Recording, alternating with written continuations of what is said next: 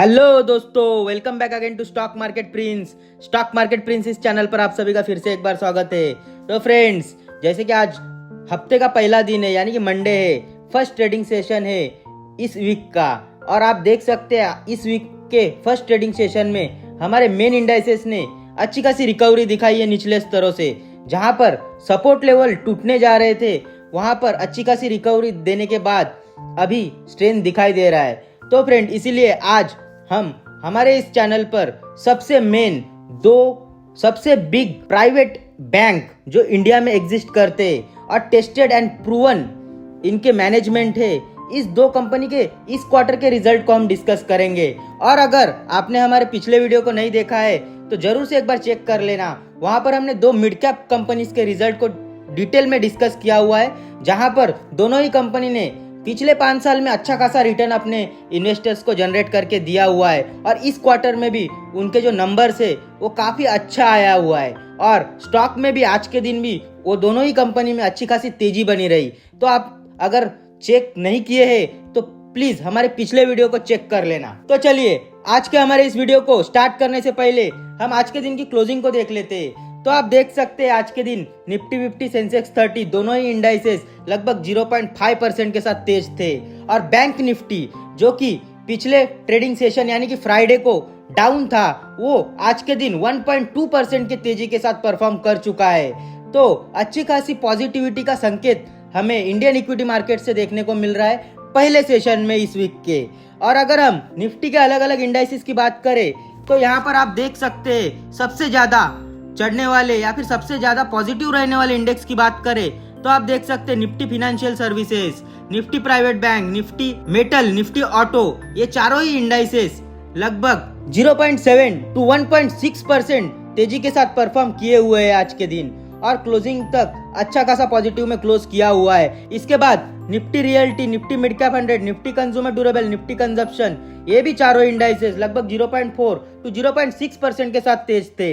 इसके बाद Nifty commodities में ना मंदी थी ना तेजी थी, फ्लैट क्लोज हुआ है निफ्टी कमोडिटीज बिल्कुल। इसके बाद Nifty small cap 100, Nifty infra, Nifty health care, यहाँ पर हल्की फुल्की सुस्ती देखी गई, जहां पर निफ्टी स्मॉल कैप 100 बिल्कुल फ्लैट क्लोज हुआ है और निफ्टी इंफ्रा और निफ्टी हेल्थ केयर में 0.2% की मंदी बनी रही। इसके बाद Nifty pharma, Nifty IT, Nifty FMCG, Nifty PSU bank, ये चारों इंडाइसेस थोड़ा बैकफुट पे दिखाई दिए, जहां पर 0.2 to 0.6% की मंदी बनी रही। लेकिन आज का जो टोटल ओवरव्यू था वो काफी हद तक पॉजिटिव की तरफ था और बाकी बहुत सारे जो इंडाइसेस थे या फिर बहुत सारे स्टॉक स्पेसिफिक जो न्यूज थे वो प्ले आउट हो रहे थे और कहीं कहीं बहुत अच्छा मूव भी आया हुआ था, आप देख सकते। और अगर हम आज के हमारे इस वीडियो की बात करें तो आज के वीडियो में हम दो दिग्गज कंपनी के रिजल्ट को डिस्कस करने जा रहे हैं, जहां पर दोनों ही बैंक है और प्राइवेट बैंक है, लीडर बैंक है, इंडिया की फर्स्ट लार्जेस्ट और इंडिया की सेकेंड लार्जेस्ट प्राइवेट बैंक है, जिनको हम आज के हमारे इस वीडियो में डिस्कस करने जा रहे हैं। तो चलिए फर्स्ट बैंक से स्टार्ट कर लेते। फर्स्ट बैंक का नाम है आईसीआईसीआई बैंक लिमिटेड। तो इस कंपनी का ओवरव्यू आप देख सकते हैं, लगभग 10,50,000 करोड़ का मार्केट कैप है, काफी ह्यूज साइज बैंक है। इसके बाद अगर आप प्राइस टू अर्निंग यानी कि पीई रेशियो देखेंगे तो 20 का है। और इसके बाद अगर आप प्राइस टू बुक वैल्यू देखेंगे तो 3.3 का है। तो बुक वैल्यू थोड़ा सा ज्यादा है बैंक के हिसाब से, लेकिन काफी हाई ग्रोथ बैंक है अभी के समय, इसलिए बुक वैल्यू थोड़ा ज्यादा है। और इसके बाद अगर हम रिवेन्यू ग्रोथ देखें पिछले एक साल की तो आप देख सकते 14% के साथ रिवेन्यू बढ़ चुका है बैंक का। और प्रॉफिट आफ्टर टैक्स में और भी ज्यादा सुधार है, जहां पर 20% के साथ प्रॉफिट आफ्टर टैक्स इंक्रीज हुआ है बैंक का। इसके बाद अगर हम आगे क्वार्टरली रिजल्ट की तरफ बढ़े तो आप देख सकते हैं इस क्वार्टर में कंपनी ने रिवेन्यू जनरेट किया हुआ है 49,000 करोड़ का। और इसके बाद अगर हम रिवेन्यू में ग्रोथ देखें तो आप देख सकते हैं पिछले 10 क्वार्टर में कंटिन्यू पॉजिटिव ग्रोथ है YoY बेसिस पे, और Q1Q बेसिस पे भी एक भी नेगेटिव ग्रोथ आपको नहीं दिखाई देगी, सब हरे में है ग्रोथ सेल्स की। इसके बाद अगर हम नीचे देखें तो इंटरेस्ट एक्सपेंसेस और इंटरेस्ट पेड अगर हम काट के देखें तो फाइनेंसिंग प्रॉफिट माइनस में ही दिखाई देगा।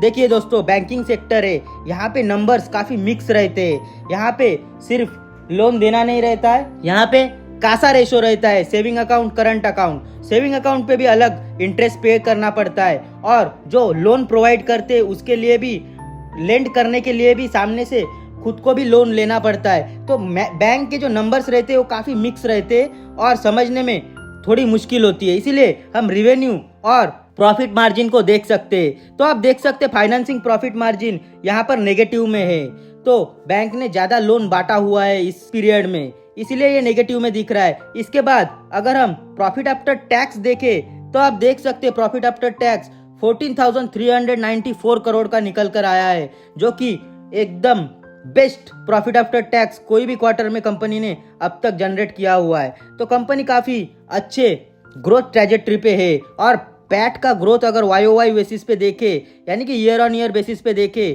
तो यहाँ पर भी पिछले 10 क्वार्टर में आप देख सकते हैं पॉजिटिव में और डबल डिजिट पॉजिटिव में पैट ग्रोथ कंपनी ने जनरेट किया हुआ है। तो काफ़ी बढ़िया परफॉर्म किया हुआ है पिछले 5-6 साल में कंपनी ने। इसके बाद अगर हम प्रॉफिट एंड लॉस स्टेटमेंट की बात करें तो आप देख सकते हैं प्रॉफिट एंड लॉस स्टेटमेंट में भी रिवेन्यू कंटिन्यू बढ़ते जा रहा है और कम से कम 2019 से लेकर अब तक ट्रिपल हो चुका है कंपनी का रिवेन्यू। और इसके बाद अगर हम नेट प्रॉफिट या प्रॉफिट आफ्टर टैक्स की बात करें, वह भी बढ़कर लगभग 5-6 गुना हो चुका है।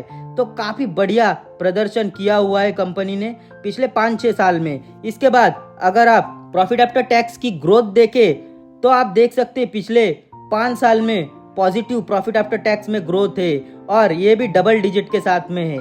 तो बढ़िया नंबर दिख रहे हैं और कंपनी का प्रदर्शन भी काफ़ी बढ़िया बनते जा रहा है। और बैलेंस शीट की बात करें तो आप देख सकते हैं बैलेंस शीट भी काफ़ी हेल्दी बैलेंस शीट है कंपनी की, जहां पर कंपनी के पास रिजर्व भी है लगभग 3,10,000 करोड़ के और कंपनी के पास बोरोइंग भी बहुत ज़्यादा नहीं है। तो काफ़ी अच्छी बैंक लग रही है अभी के समय और परफॉर्मेंस भी काफ़ी बढ़िया निकल कर आ रहा है। इसके बाद अगर हम अलग अलग रेशोज देखें या फिर प्रॉफिटेबिलिटी के रेशोज देखें तो आप देख सकते हैं ROCE, जो कि पहले 7 या 6 का था, वो अभी तक उतने पे ही स्टेबल है। इसके बाद ROE आप देख सकते हैं ROE में काफ़ी बढ़िया ग्रोथ किया हुआ है कंपनी ने। 8 का ROE हो गया था या फिर 5 का ROE हो गया था, वो ROE अभी बढ़कर 17 यानी कि 17 का हो गया है। तो काफ़ी बढ़िया परफॉर्मेंस कंपनी ने पिछले 5 साल में किया हुआ है और अपने असेट क्वालिटी को काफ़ी अच्छे से बढ़ाया हुआ है। इसके बाद ROA यानी कि रिटर्न ऑफ एसेट, आप देख सकते हैं रिटर्न ऑन एसेट में कंपनी ने काफ़ी बढ़िया प्रदर्शन किया हुआ है। जहां पर 1 का रिटर्न ऑन एसेट था, वहां पर अभी 2 times return on asset company का है। तो काफ़ी बढ़िया परसेंटेज वाइज ग्रोथ दिखाया हुआ है कंपनी ने। और कंपनी का आप डेट टू इक्विटी रेशो भी देख सकते हैं, कंपनी ने सिग्निफिकेंटली डेट कम किया हुआ है। जहां पर 2 टाइम्स डेट टू इक्विटी था, वहां पर अभी 0.7% का डेट टू इक्विटी है। जहां पर रॉ मटेरियली कैश है बैंक का, वहां पर डेट टू इक्विटी कम होना यानी कि काफ़ी स्ट्रेंथ दिखाता है बैंक में। तो काफ़ी बढ़िया नंबर भी लग रहे हैं और वैल्यूएशन वाइज भी काफ़ी अच्छा लग रहा है स्टॉक अभी के समय। तो आप इस पे ध्यान दे सकते हैं। इसके बाद देश की सबसे लार्जेस्ट प्राइवेट बैंक यानी कि HDFC बैंक, इस कंपनी के रिजल्ट को हम देख लेते हैं। तो आप देख सकते हैं HDFC बैंक, इस कंपनी का मार्केट कैप लगभग 15,30,000 करोड़ का है, यानी कि mega huge big size bank है और सबसे लार्जेस्ट बैंक है इंडिया में प्राइवेट सेक्टर की। इसके बाद अगर आप प्राइस टू अर्निंग देखेंगे तो यहाँ पे थोड़ा सा ज़्यादा है, 22 का प्राइस टू अर्निंग रेशो है, जो कि ICICI बैंक में 19/20 का था। इसके बाद अगर आप रिवेन्यू ग्रोथ देखेंगे तो आप देख सकते हैं पिछले 1 साल में 9% के साथ रिवेन्यू बढ़ चुका है और प्रॉफिट आफ्टर टैक्स ओनली 4 या 5% के साथ बढ़ा हुआ है पिछले 1 साल में। और प्राइस टू बुक आप देख सकते हैं बिलो 3 है, यानी कि कंपनी में ग्रोथ कम है, इसलिए प्राइस टू बुक भी कंपनी को अभी के समय कम मिल रहा है। तो 3 के आसपास का प्राइस टू बुक वैल्यू है HDFC बैंक का। इसके बाद अगर हम क्वार्टरली रिजल्ट देखें तो आप देख सकते हैं रिवेन्यू कंपनी का 87,372 करोड़ का रिवेन्यू इस क्वार्टर में कंपनी ने जनरेट किया हुआ है। और रिवेन्यू में जो ग्रोथ है YOY बेसिस पे वो भी कंटिन्यू पॉजिटिव में ही है और अच्छे खासे ग्रोथ के साथ कंपनी परफॉर्म कर रही है। लेकिन आपको पता होगा कि HDFC बैंक में HDFC हाउसिंग का जो स्टॉक था उसका मर्जर हो गया था, यानी कि HDFC का जो हाउसिंग कंपनी है वो कंपनी और HDFC बैंक दोनों मर्ज हो गई थी। इसीलिए 3 साल में आपको प्रॉफिट में या फिर रिवेन्यू में उतना ज़्यादा ग्रोथ नहीं दिखाई दे रहा है। तो चलिए वो तो मर्जर की बात है। इसके बाद अगर हम फाइनेंसिंग प्रॉफिट देखें तो आप देख सकते हैं फाइनेंसिंग प्रॉफिट फिलहाल माइनस में ही है, क्योंकि लोन्स के वजह से वो माइनस में ही दिखाई देगा।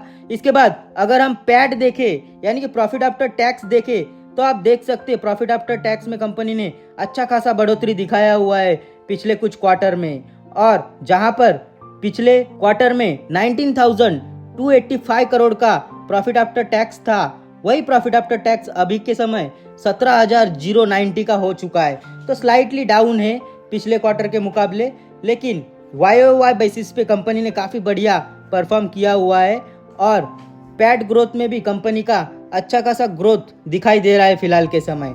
इसके बाद अगर हम कंपनी का प्रॉफिट एंड लॉस स्टेटमेंट देखें तो आप देख सकते हैं प्रॉफिट एंड लॉस स्टेटमेंट में काफ़ी ज़्यादा रिवेन्यू जनरेट करती है कंपनी।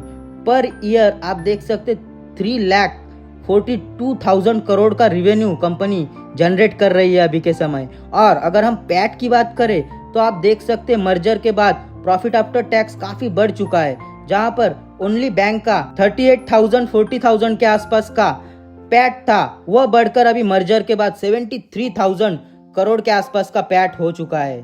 तो देखते हैं अच्छी खासी ग्रोथ तो दिख रही है कंपनी के प्रॉफिट एंड लॉस स्टेटमेंट में। इसके बाद अगर हम बैलेंस शीट की बात करें तो बैलेंस शीट में आप देख सकते हैं मर्जर के बाद से बैलेंस शीट भी काफ़ी लंबा चौड़ा और काफ़ी ह्यूज साइज का बैलेंस शीट हो चुका है।